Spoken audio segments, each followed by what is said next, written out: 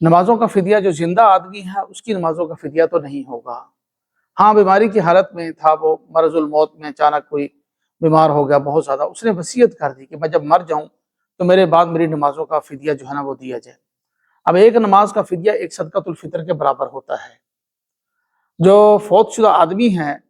اس مرے ہوئے آدمی کے تہائی مال میں سے، تہائی مال یعنی کہ اس کا جو جائیداد اس نے چھوڑی ہے، جو ترکہ چھوڑا ہے، اس کے تہائی حصے میں سے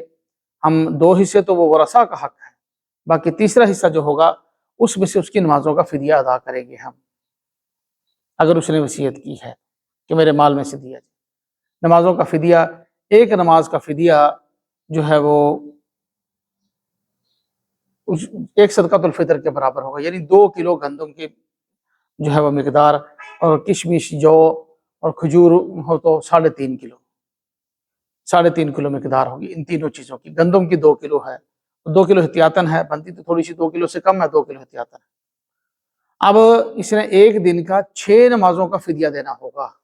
5 نمازیں تو جو فرض ہیں اور ایک وتر، 6 نمازوں کا فدیہ دینا ہوگا۔ مثال کے طور پر آج کی ڈیٹ میں گندم کا ریٹ ہے 2 کلو کا 250 روپے، 250 روپے، تو اس حساب سے 6 نمازوں کا فدیہ بنے گا 1500 روپے، ایک دن کا 1500 روپیہ بنے گا۔ اب ایک دن انہی دنوں کے حساب سے کوئی بندہ وصیت کر جاتا ہے کہ میرے مرنے کے بعد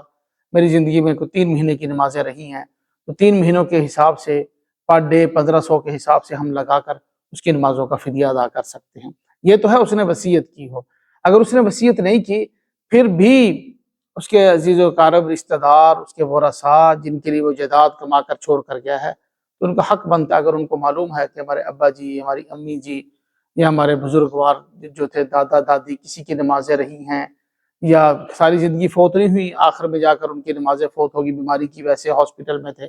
تو اپنے مال سے اپنی خوشی سے ادا کرنا چاہیں تو وہ بھی ادا کر سکتے ہیں، وہ بھی ادا ہو جائے گا۔